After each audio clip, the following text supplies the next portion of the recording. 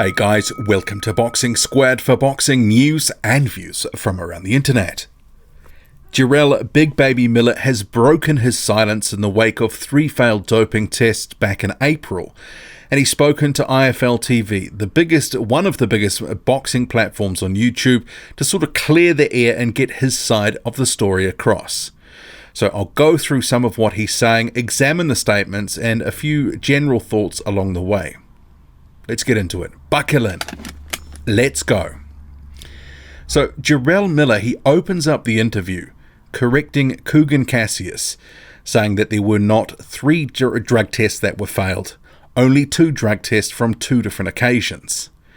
And what I want to do is sort of set the table first about what we actually do know, what's been reported as fact, just so we're clear on really what's happened here.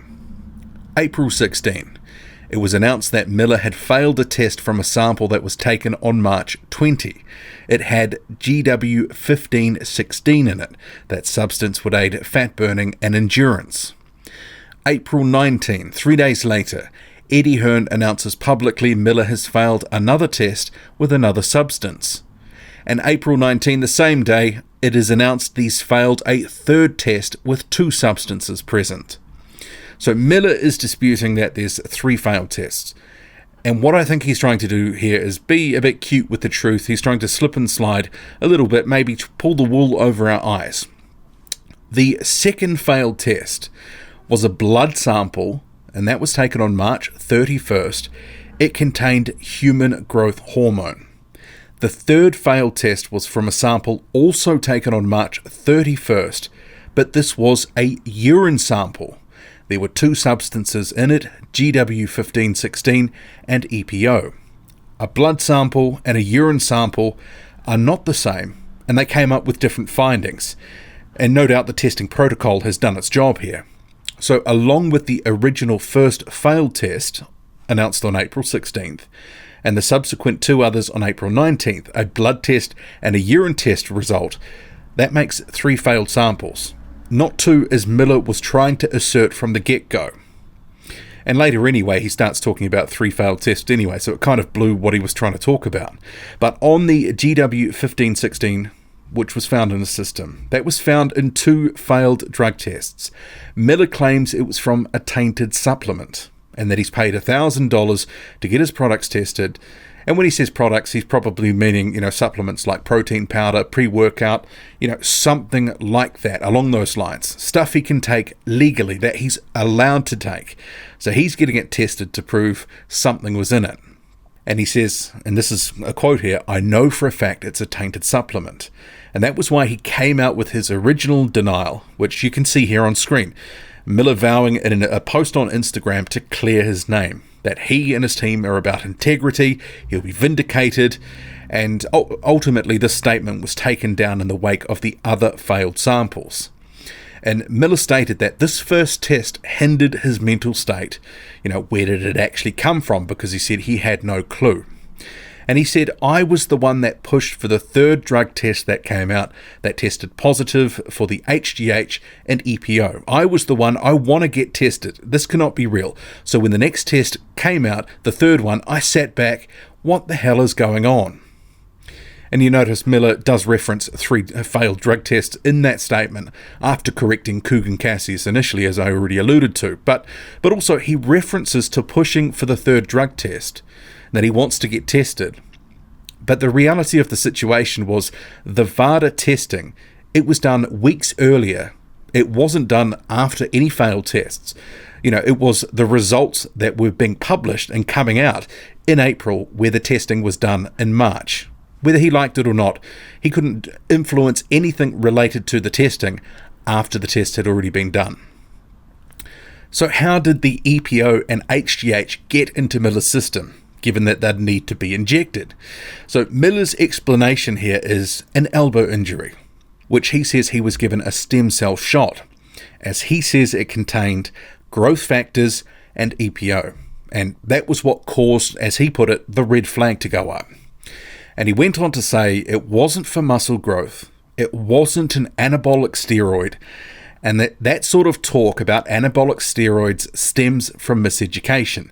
He says there's tons of medical research online about what he took, how he took it, that EPO is not just for conditioning or cardio, and any kind of sustainable gain from HGH, you'd have to be taking it for 6 months, and as he says, with testosterone supposedly.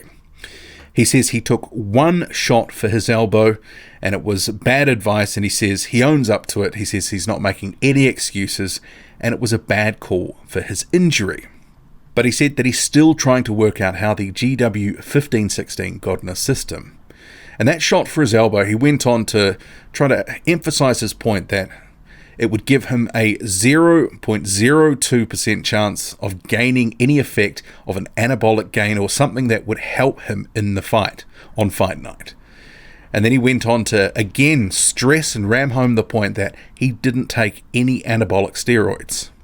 So there's a couple of things from that. Does it actually matter that it wasn't an anabolic steroid?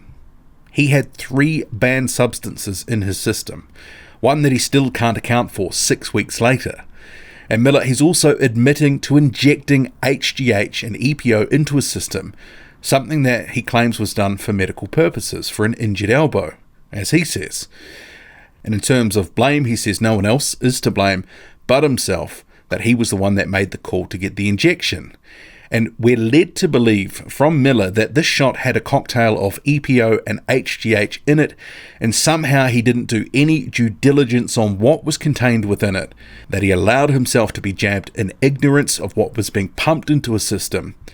And it sort of gets me thinking, would a medical professional or someone who was going to administer a dose of whatever he claims was put into a system, would they not explain what was contained within it, how it works? And, you know, because obviously him being a pro boxer who's subject to random drug testing, you know, these sorts of things, would he not think to ask what was in it?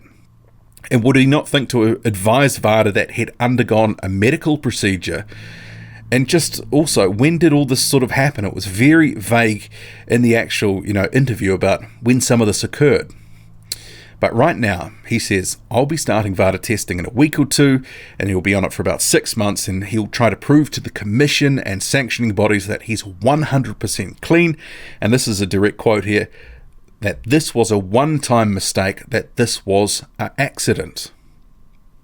2 things. Just on the VADA testing. He has to do that to satisfy the WBA anyway, which, that was part of the punishment that the sanctioning body handed down to Miller.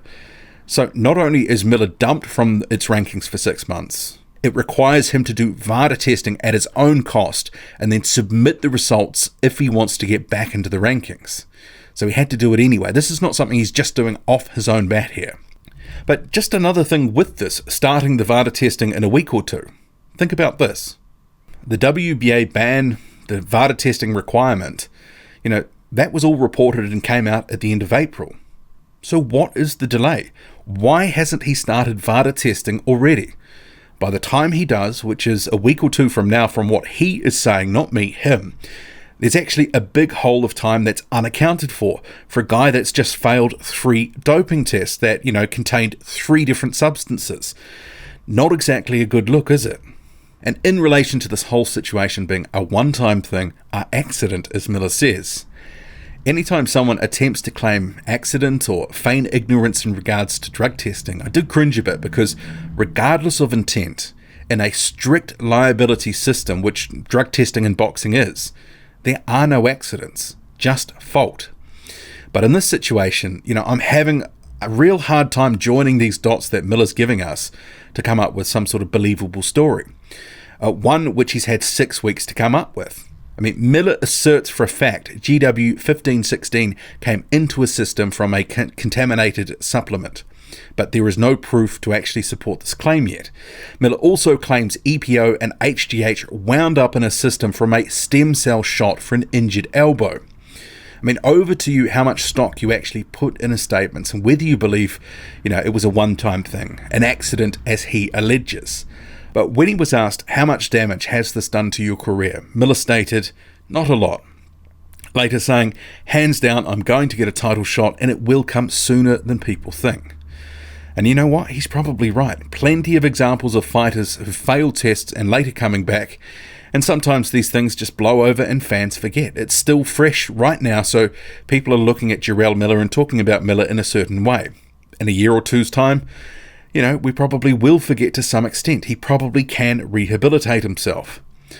And in terms of working with Eddie Hearn of Matchroom, who had been promoting him, Miller stated that he's got no animosity towards Hearn, who had been publicly torching Miller in the wake of the failed samples. But Miller says he, in relation to Hearn, no door is closed, and that he's still got love for DAZN. And even Eddie Hearn himself hasn't ruled out working with Jarrell Miller. That was put to him a number of weeks ago, and he wouldn't categorically rule it out. He said he was pretty angry and pissed off at the time, but never say never. Seems to be a bit of the way of the world in boxing.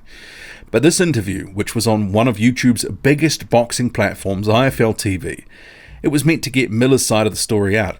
Pretty soft questioning overall. It's meant to be a piece to help Jarrell Miller rehabilitate his image. There's a deliberate strategy with what he's doing.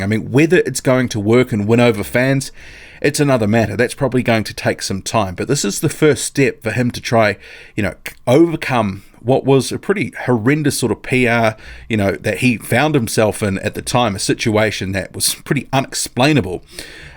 All the things going on, but he's given it a little bit of time to die down, and now he's trying to tell his side of the story when, the story sort of died down. So it's smart from Jarrell Miller, but whether people believe him or not, it's another story.